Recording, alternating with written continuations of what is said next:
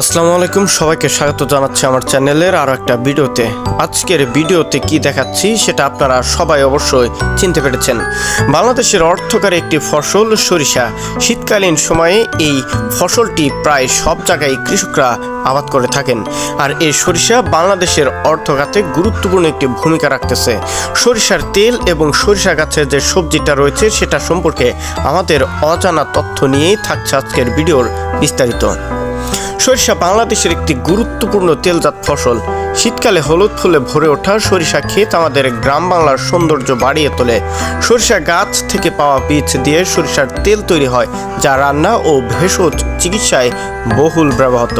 সরিষার শাকও পুষ্টিগুণে ভরপুর এবং স্বাদে অতুলনীয়।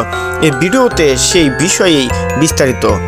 সরিষার শাক সম্পর্কে আমাদের অনেকেরই ধারণা নেই, যদিও সরিষা সম্পর্কে শুধুমাত্র সরিষা থেকে যে তেলটা হয় সেই তেলই আমরা ব্যবহার করে থাকি, কিন্তু সরিষার ফুল এবং সরিষার যে কাণ্ডটা রয়েছে এই কাণ্ড দিয়ে আপনারা সবজি হিসাবে ব্যবহার করতে পারেন আপনাদের দৈনন্দিন জীবনে।